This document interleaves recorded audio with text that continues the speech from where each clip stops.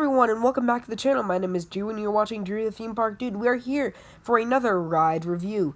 This journey takes us to Disney's Hollywood Studios, where we'll be visiting the newest attraction to open on Walt Disney World Resort, Mickey and Minnie's Runaway Railway. Opened back in March before the pandemic started, and I was planning on going, but then everything started closing down, and I was like, you know what, I'm going to wait a few weeks out. The few weeks that everyone thought it was just going to be 2 weeks never happened, so I never got to experience this ride right away like how I wished to. Unlike Rise of Resistance, I was able to go, but for this attraction, I was not able to go, so this was one ride that I was really looking forward to doing for the first time. Then, I could not get a Hollywood Studios book pass. I tried every day on a weekend, because I have school on weekdays and other stuff, so I tried Saturday, Sunday, and Friday, because I didn't go after, work or school, and none were available until January 24th, which still is, by the time this video is coming out, still far away. So now you're wondering, how are you able to do a ride review if your time at Hollywood Studios isn't there? But then, I heard of Disney park hopping. So I knew I couldn't do Rise of Resistance because they moved the boarding group to 1 p.m. when you're allowed to park hop at 2, so you can't get Rise of Resistance in. But you can do Mickey and Minnie's Runaway Railway. So I was thinking, you know what, I have a day scheduled for Animal Kingdom on January 3rd, which is when I was able to do the attraction. Why not I go there, or maybe a couple hours, maybe until 4 or 5, and since this park's open until 7, I don't really have crazy much to do. I head over, do that, and then I go to Disney Springs or whatever for the rest of the night. So that is exactly what I did. I went over, did this ride, and I also did Mania because it was like a 5-minute wait. And I got a pretty good score. Just going to say that real quick. I think it was like 200,000 or something. Pretty good for me. But yeah. Going back to this. Mickey Minnie's Runaway Railway. I walked in. It said it was a 40 or 30-minute wait. I think I have a picture of it in the video, so you guys will see it. And the line stretched all the way out. It was stretched in front of the theater, back, forth. And the thumbnail, you guys can see it. But it stretched back almost to the entrance of Animation Courtyard, or Forum, or what that was called. But one neat thing about that is I got to see a couple of the motorcades. I saw the Disney Junior one, which was the one I wasn't most looking forward to. And as we were leaving, I could hear the music to the ending of the Pixar one. So I didn't really get to see that one, but at least I got to experience some of them. So I'm hoping to get more of those, as well as another vlog. I don't know if I should announce this yet, but I'm probably going to go to vlogging soon, so I hope you guys are ready for that. Because I have done a face reveal. My face might be in there a couple times, I don't know. But yeah. Getting to the actual ride. The queue, very similar. And there's just posters at Mickey and Minnie. And then once you enter the pre-show room, you walk right through the TV immediately. No pre-show. I've seen it online. And Drew, the Disney dude, the other Drew, I guess, he has done this ride over 100 times. So I was just thinking, why don't I get 1% of the way there? So I walk in, and I got to see his pre-show on his Twitter and all that, which, shout out to him. But yeah, it was just, the pre-show was really neat, well, like what I saw on the internet, but, like, what they had up was just Goofy hanging over, kind of banging on the hole to, like, get it to open and all that stuff, which really never happened, because, the pre-show's done, but you just gotta see it from, like, you gotta see the very end scene of the pre-show. Then, you walk through the TV screen, headed up into the cartoon world in very down and back, like 3 or 4 down and backs, but very tight plexiglass, very similar to Grand Fiesta Tour, which I definitely would recommend, if you're claustrophobic, not to do that, and maybe ask if you can wait at the side until you can cut in once the time if you normally would have waited. I think there's a way you can do that, because it is pretty claustrophobic, I would say, if you were a claustrophobic person. Then you enter your train, trackless dark ride. I was in row 5.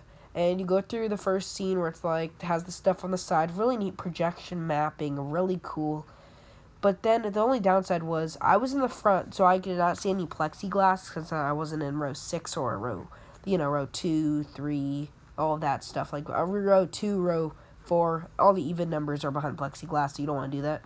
But yeah, I was not towards the front of the train, so I did not see the Mickey and Minnie animatronic in the car, except for the very end when they were already pulling away. So that was a little disappointing. I didn't see Goofy either in the front of the train because there was like 5 layers of plexiglass and a bunch of heads. So, kind of disappointing there, and I'm not a really tall person. Still have time to grow, though, so hopefully someday.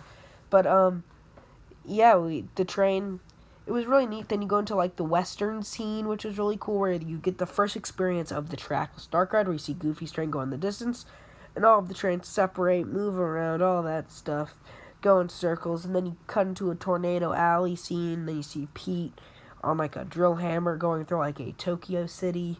Then you see all these different.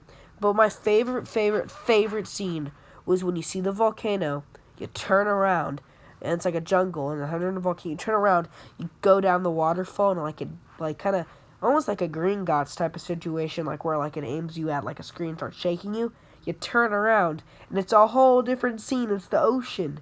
And then you go to the side, and you can see Pluto swimming, and then you go right into like this big sewer pipe, which leads you back into a city, and then you go into Daisy's dance room, which I'm just going to say for a very simple-looking animatronic, it was a pretty neat little animatronic. Like, it moved, and then the conga scene, it puts you all online, which I don't know if that was 100% working. I don't know if you actually get in a full conga line, because we kind of just left, but like I guess we were in a straight line. Then you head off to your final scene with like second to last scene, where you go through and you see Mickey and Minnie saying, "No, don't go in there." And there's like the big boiler room. And then when the boiler, I guess, gets defeated, like the room folds around you. It is something that I would be really hard to describe, but set pieces that weren't there show. Set pieces that were there go away. Set pieces fold up, unfold to become these new pieces. There's like light beams that weren't there. There's mountains in the distance, projection mapping. And then you turn the corner and you see Mickey singing to Minnie, "Nothing can stop us now," while they're enjoying their picnic with Pluto off in the distance. So will I say this was a very well-deeming attraction to fit Great Movie Ride? I will say Great Movie Ride's days were already numbered with the MGM contract. And I'll say right now, if there were been a ride to replace it, this ride was to be it. Would I say should it went to Hollywood Studios, or would I preferred it to be under a park? I would have wished Walt Disney World kept it over in the Magic Kingdom and built like a mini Toontown out where I would be very happy if they tore down the circus area and turned that into a mini Toontown and built the ride there, and then put something else in the MGM building, kind of where Great Movie Ride was. Because I just feel like if they could have had more flexibility, because Disneyland's is going to have a lot more room to work with, and I would not be shocked if we see a couple bonus scenes, or even if we see a couple extra stuff just because of the size they think, because they have a lot of room to work with. A lot more than we did, because we were limited. But, yeah, I just feel, you exit the ride, you see the, like, a little barn house that has, like, the little bird, and then you go in, you exit the station, there's, like, a little picture of Walt. I probably saw 30 hidden Mickeys throughout the queue, because I was spying my eyes so hard, and throughout the ride, I probably saw 20 to 30 of them. So I'm just going to say that right now. There's hundreds of hidden Mickeys on that ride. You exit through the TV screen, and then they make it look like it is the pre-show room that you entered. It's not. But they even put the social distance stickers that they normally would have if they were doing the pre-show on the actual floor to make it look that much like it's actually happening. So that was crazy. But yeah, my complete review, I'd give this ride a 9 out of 10. Main reason, because of plexiglass. Second reason, it's really hard to see if you're towards the back of the train, and even if there weren't plexiglass in the train sequences, I would say it's really hard. So I would recommend trying to be row 1 or row 3. Those are the true rows I would recommend, because 1, you're in the very front of the train, you can see everything, and 3, you're not behind plexiglass, but you're also toward the front of the train.